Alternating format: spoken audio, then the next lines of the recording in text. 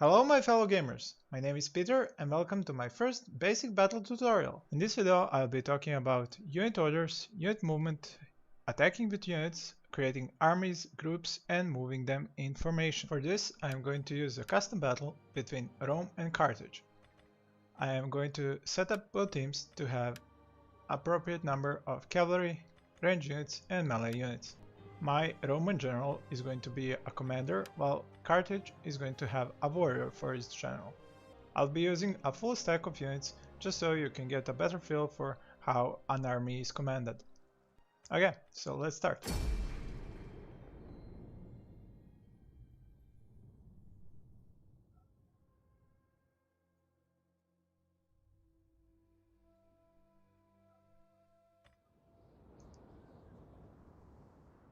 While you're in your deployment zone, it is important to think about how your army is going to fight. For example, I usually like to take different kinds of cavalry, place them in a single group and call it, for example, group 3.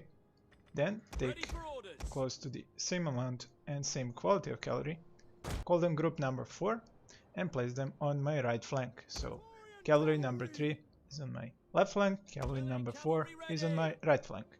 Now, in order for these units to stay in this formation, you have to use Ctrl plus G. You will notice a little lock showing up next to the number 4. That means that now this formation is locked and whenever they move, they are going to move in that formation. I'm going to do the same thing for the group 3.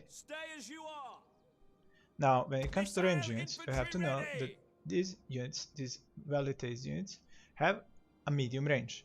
They are throwing javelins, so they cannot throw as far as a bow unit can fire an arrow. By holding the space key, you can see this red line that is the farthest belongs to this auxiliary Syrian archers, while these two lines that are more closer belong to the velites. Because of that, the velites are going to go in front, while the archers are going to go behind them.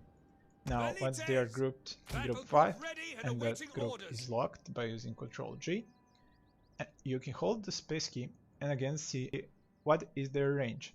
As you can see, they do not really overlap as much because the archers have a longer range. So what you can do is take the archer unit and pull it back a little bit more.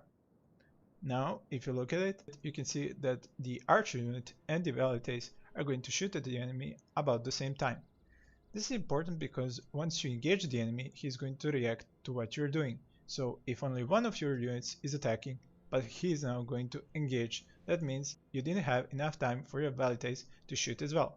This way, all of your units are going to shoot at the same time, and once the engagement starts, they are all going to be shooting. You're not going to be waiting for velites to go into range. Now let's talk about infantry. It is important to take some units that have spears, because they're much better at fighting cavalry. While it is also very important to have sword units because they are your core. They're going to be fighting the enemy sword units and, if necessary, enemy spear units. Now, when you're setting up your formation of infantry, it is always a good idea to mix them up. For example, I have 2 eagle cohorts and 2 evocati cohorts. You don't want them to be standing right next to each other because they have different stats than these other units, and it is important to mix them so you have a unit on each flank that can attack some enemy unit that you might want to attack with a different unit. So I'm going to take this evocati cohort, move it to the left, take an eagle cohort, move it to the right. Now I have a better mix of infantry units on my front line. At your service. I'm going to group them as one. Now, if you want to move your units while they're grouped and not locked, if you hold the right mouse button, you're going to have to stretch them out again. But if you use Ctrl G and lock this group, next time you click, you're going to have the same formation set up already, and you just have to let go and set them to move. When it comes to spearmen, it is as important to have spearmen in the front as it is to have them on your flanks. In the front, you need them in order to be able to protect your range units from enemy cavalry if they charge them from the front, Well, it is important to have them on the flanks if the enemy cavalry overruns your cavalry on your flanks and comes up to your flanks or behind you. So it is a good idea to set up your spear units, some of them in the middle, some of them on the flanks. You can either attach those units to group 1 or make a specific group, let's say group 2, just for them. It is a better idea, however, to keep them in the first group, because then they are going to be walking together and you are not going to end up in a situation where you forgot to move your spearmen up front and they stay behind and not be able to combat the enemy cavalry and the enemy cavalry overwhelms you. Now, another way to move these units now that they are grouped and locked is using the arrow keys on your keyboard. You can move them back, forward, left, right, and if you hold the control key, you can even change their orientation to the left or right. Now the last thing you have left to do is to take your general and place him in the middle of your units, because you want his area of effect to cover as many units and provide them with its morale boost. You can choose to incorporate him in group 1, or you can choose to set him up as a separate group, let's say 7. One thing that you should remember is that if your general is mounted, his walk speed is going to be faster than the infantry and range units. This would be your most basic approach to deploying your army. Range units in the front, infantry in the middle, spearmen in the middle and on the flanks, cavalry on the flanks. There are many different army setups and many different ways of deploying those armies. This is just your basic setup based on an army that is full of all sorts of different units and they all have their uses. Now let's start the battle.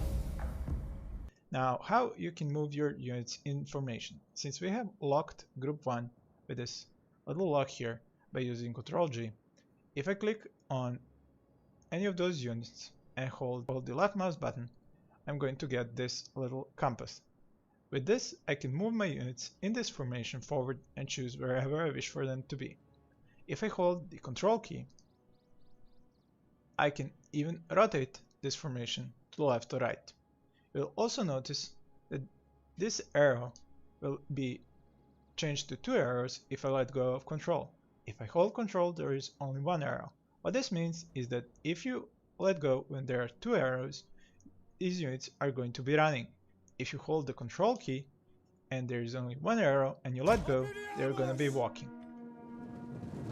You can use the same way to move this group 5, which holds your range units, by holding the left mouse button key on these units and then just pulling forward. As you can see, these guys are going to run because they didn't hold the Control key. In case this compass does not show up, just deselect the unit, click on some other group, go back to that group and wait for this little tooltip to show up, then hold the left mouse button and move it. As you can see, first try I didn't get it, second try I got it. So it's not 100% that you're going to get it, but just give it a shot. Now the trick is you don't really have to use it, because once you have locked these units in formation, you can use the right mouse button, just hold it and place your units wherever you want them to go. If you don't want them to run, you have to hold the shift key and let go. That way they're going to walk in formation to that point. When it comes to range units, they have this ability called Fire at Will, which means they are going to pick and choose their enemy and shoot them. Now, in this game, there seems to be a little glitch, because in previous games, even if Fire at Will is toggled on, you can still choose a unit and it will override what unit it should be attacking. But here, even if you choose a unit and Fire at Will is on, the unit may by itself choose another target. So if you want full manual control, you have to toggle this off and choose which unit should they attack by yourself.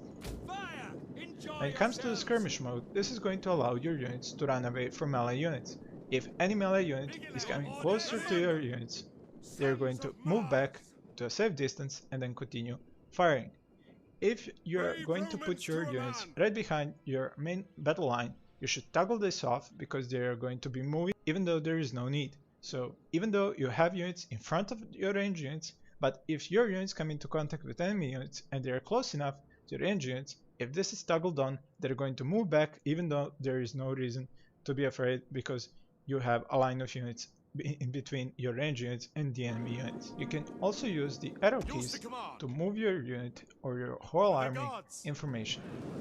You can hold the control key and even change the orientation of this army, as you can see here.